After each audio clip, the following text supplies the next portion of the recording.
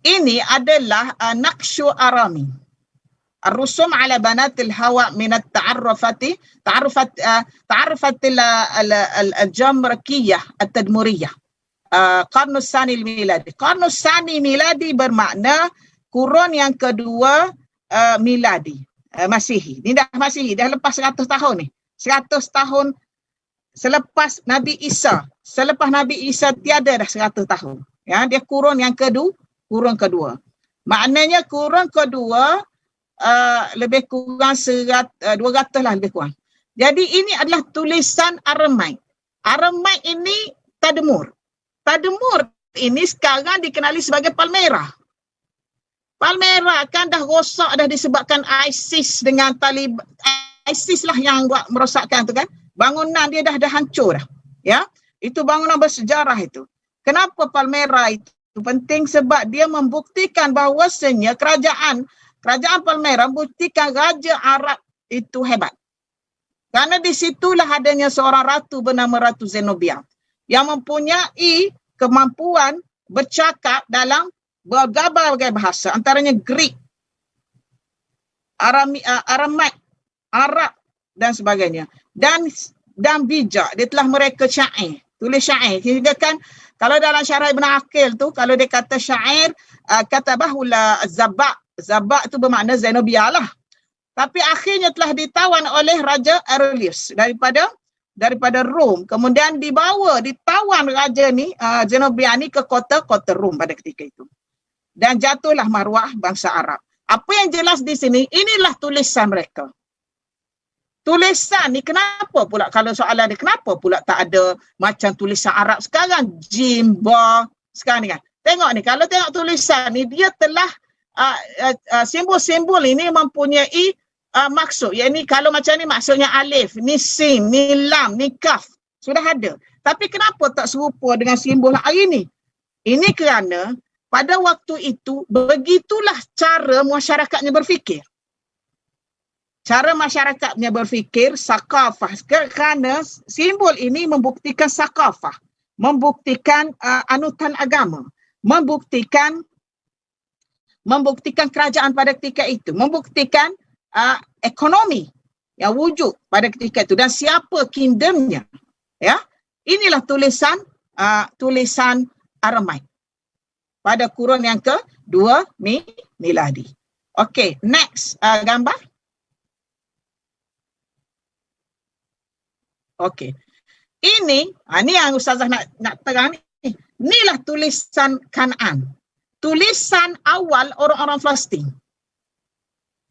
Ya, tulisan awal orang Palestin, amsalatu minal kalimatil kan'aniyah waradat fi kitab Dr. Ahmad Hamidah al-madkhal ila al-lughah al-arabiyyah al-kan'aniyah al-finiqiyah. Inilah tulisan dia. Ya, tulisan dia seperti dengan tulisan rencong yang ada dalam yang diajar kepada orang Batak. Tulisan Kan'an. Dia Kan'an dengan Finiki ni dia berasimilasi. Dia kawan baik itu. Orang-orang Kan'an dan Finiki. Orang-orang Kan'an adalah orang yang mula-mula, orang-orang Kan'an dan Finiki. Finiki terutamanya, orang yang mula-mula memperkenalkan warna atas dunia ni. Tetapi benda ini tidak disebut dalam biblical study. Kenapa? Kalau dia sebut benda ni, mesti orang naiklah nama Palestin. Sebab Finiki itu pada ketika itu ada di Palestin. Dia letak nama Finikiyah. Ya. Sebenarnya, orang-orang Finiki dan orang Kana'anite lah yang mula-mula mencipta tamadun ini. Walaupun dalam catatan yang ditulis oleh beberapa Western scholar yang tidak senang melihat kewujudan Palestin ini, mereka menuduh bahawasanya Palestin itu politis, Palestin itu orang-orang Kanaan itu politis, orang Kanaan itu tidak bertamadun, uncivilized, orang Kanaan itu ganas. Sebenarnya momokkan begitu sudah wujud sudah sekian lama. Padahal Palestin lah, pelabuhan di Palestin lah yang paling maju pada ketika itu. Sehinggakan kerajaan Mesir terpaksa belajar bahasa Palestin. Sesungguhnya kerajaan Mesir pada 1520 BC adalah dikenali sebagai The New Kingdom. The New Kingdom ini hakikatnya telah menyerang kerajaan Mesir pernah menyerang Palestin. Dan kerajaan Mesir ni memang dia serang kawasan-kawasan sekitar dia tu. Dia serang Katna, dia serang Palestin, dia serang kawasan-kawasan yang Byblos dan Santa Maria semua tu. Tapi apa yang jelas, di Palestin itu, walaupun mereka serang, mereka terpaksa belajar bahasa Palestin.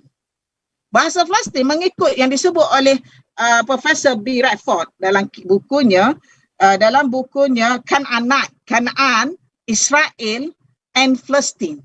Ancient Kanaan, Palestin dan Israel.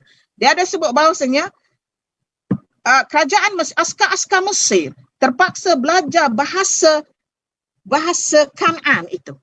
Dia panggil bahasa orang-orang Kanaan atau Palestin itu bahasa Kiftiyu ataupun disebut Kefta. Dan kenapa mereka perlu belajar? Kerana mereka nak membuat senjata. Sebab orang Palestin ni sudah maju dan sudah ada tamadun yang tinggi. Yalah 9,000 BC lagi sudah ada penempatan. Kalau dah 1530 tu, mereka sudah jauh ke depan dah 8,000 tahun.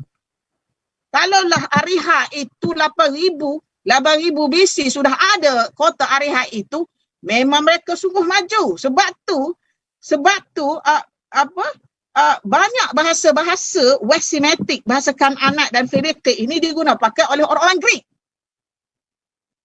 Kejap lagi Ustazah pergi kepada tu. Apa yang nak cerita sekarang, dia dah belajar 70% bahasa yang digunakan oleh askar-askar Mesir pada ketika itu, istilah-istilah untuk membuat pedang, membuat senjata, membuat majanik, membuat panah dan sebagainya, diambil daripada istilah istilah bahasa Kifti tadi ataupun Kefta yang digunakan oleh orang Kanaan. Ini disebut oleh B. Radford. Donald B. Radford dalam bukunya. Ustazah memang ada buku tu. Okey. Back kepada bahasa tadi. Menyebabkan pelabuhan di Palestin itu sibuk. Byblos itu merupakan satu pelabuhan yang sibuk. Yang mana kapal-kapal daripada sebelah Greek, Cyprus itu, mereka bertukar-tukar barang dengan orang-orang Palestin, dengan orang Kanaan di situ. Apa yang penting sangat barang yang mereka nak ialah warna. Warna ini yang ditemui oleh orang Phoenician dan orang Kanaan ialah warna ungu. Kenapa mereka nak sangat warna ungu? Warna ungu ini warna diraja, merupakan warna kesukaan yang dipakai oleh raja-raja Greek, raja-raja Yunani. Kalau kita tengok cerita-cerita orang putih tu kan, yang buat cerita yang pasal Greek, Yunani semua tu, raja-raja mereka, pembesar mereka pakai warna ungu tau. Macam yang melebar dekat belakang tu. Warna ungu tu kat mana mereka ambil? Mereka beli daripada orang-orang Phoenician dan orang Kanaan di Palestin itu. Di pelabuhan Byblos, Sidon, Exodus, Ezen-Geber, semua kat situ. Jadi, bagaimanakah warna itu dicipta? Warna itu terhasil daripada kulit siput muret. Kulit siput muret ni tak ada tempat lain. Hanya ada di sepanjang perairan pantai Teluk Egen sahaja. Siapa yang kutik siput-siput tu? Dia pelihara anjing. Anjing-anjing lah yang kutik kulit siput tadi. Jadi, bagaimanakah warna tu terhasil daripada kulit siput muret tadi? Kulit siput muret terhasil apabila dijerang, digerebus dengan kepanasan yang melampau. Jadi daripada kulit muret tu dia ada 3 lapisan. Jadi hak mana lapisan jadi warna ungunya? Lapisan tengah tu. Sekiranya dia dapat 8,000 kilo kulit muret yang dikutik oleh anjing-anjing tadi, maka berapakah kilo terhasil warnanya ungu daripada kulit tadi? Dia akan terhasil 1 kilo. 8,000 kilo kulit muret, terhasilnya 1 kilo warna ungu tadi. Sesudah dipanaskan, sesudah dijemur. Dan sesungguhnya orang Phoenician dan orang Kanaan ni kaya. Sebab 1 kilo warna kulit muret, warna ungu tadi lebih mahal daripada emas. Sebab tu dia kaya. Sebab tu dia boleh berlayar ke sana kemari. Sebab tu dia boleh membina kapal-kapal besar. Dan yang beli inilah raja-raja, kingdoms. Nampak tak?